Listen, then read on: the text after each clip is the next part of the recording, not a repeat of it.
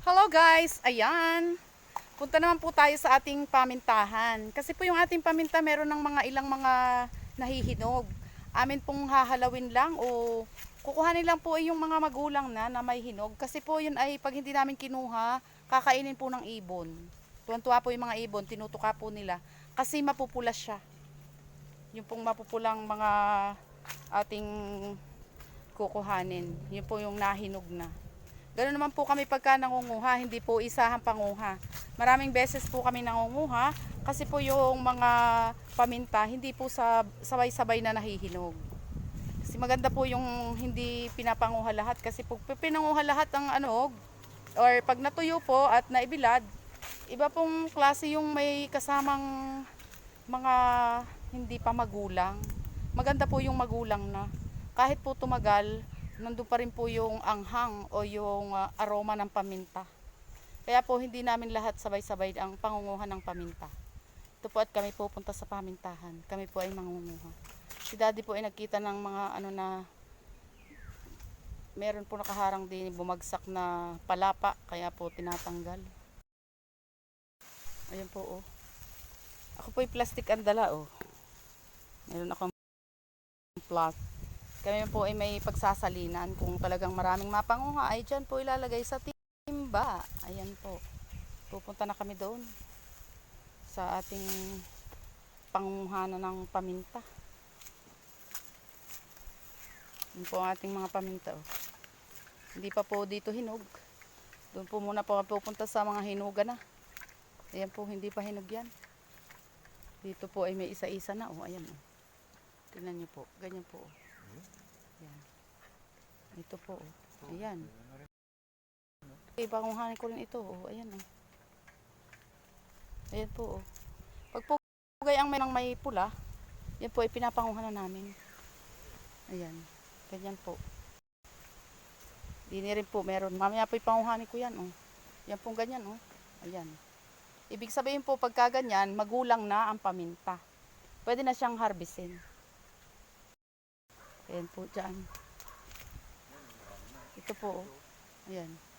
Nahihinog na po. Ayan. Marami po siyang bunga. Oh. Hindi po agad lahat yan kukuhanin. Yun lang pong may dilaw at may kulay red. Ayan po. Ayan. Ganyan po. Yan lang po ang aming kukunin muna. Ito po. Oh. Marami din po din. Oh. Pataas na yun. Ayan. Pag po ganyang matataas, yun naman po ay dinalagyan namin ng tuntungan. Ayan. Oh. Si daddy po ang naghahagdan pag nangunguha ng ganyan.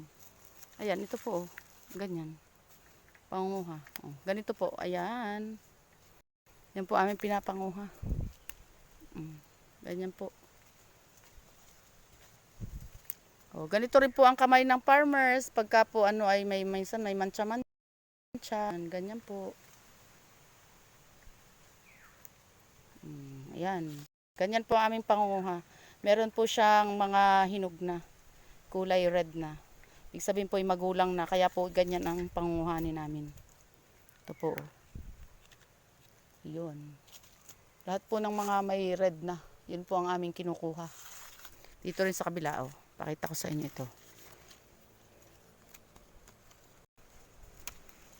Ito po. Oh. Ayan.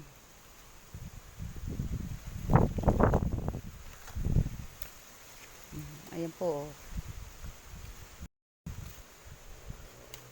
Ayan. Oh, ganyan po yung pinapanguha namin. Magulang na po yung ganyan.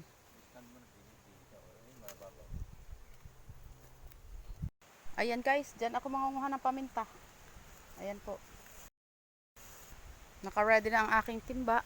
Tsaka po yung aking plastic muna ang lagayan ko. Ito po oh. Ito.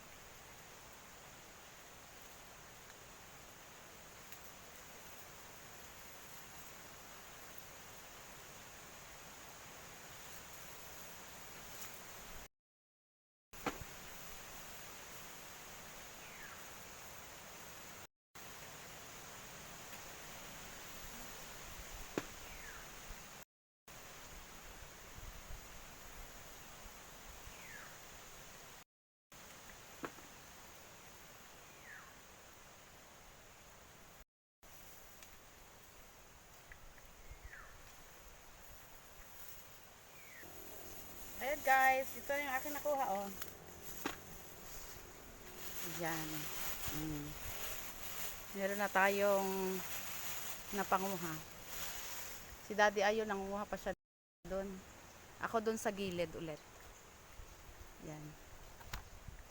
Doon sa pagilid niya. Doon naman ako mangunguha.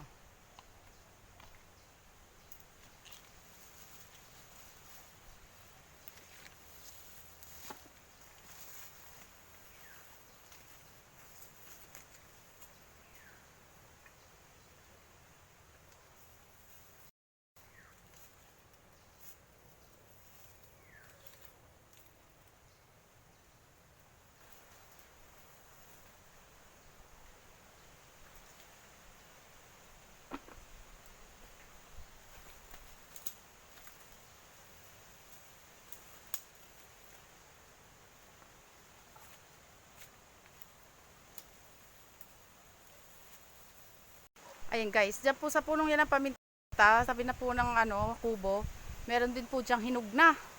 Kaya po hahalawin ko na rin po. Pangunguhanin ko na rin. Ito po, oh.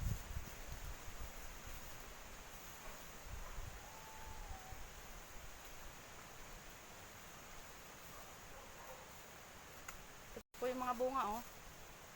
Marami na po siyang ano, hinog, kulay red.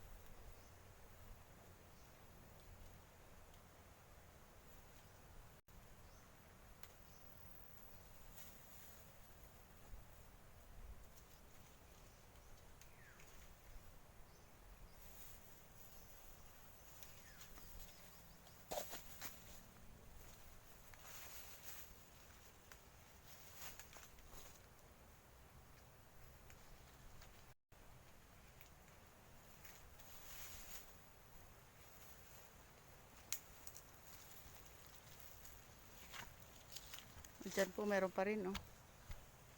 Sa katabi nga ng kubo, oh. Ayan, lahat po ng ating napanguhang paminta. Ayan, siguro po may isang plang yan. Yan ang ating nakuha today. Ayan na po, oh. Ayan, oh. Ito po ay hihimayin naman doon sa bayan pag po naiuwi doon. Marami pong mapupula na. Ayan po. Ganyan po ang ating pamintang pag po ating kukuhanin na dapat po ay meron siyang kulay pula ng ganyan. Yan po ay sagad ng gulang. Yan po. Tapos hihimayin naman po ito doon sa bayan, saka po siya ibibilad. Ayan. Yan po ang ating nakuhang paminta today.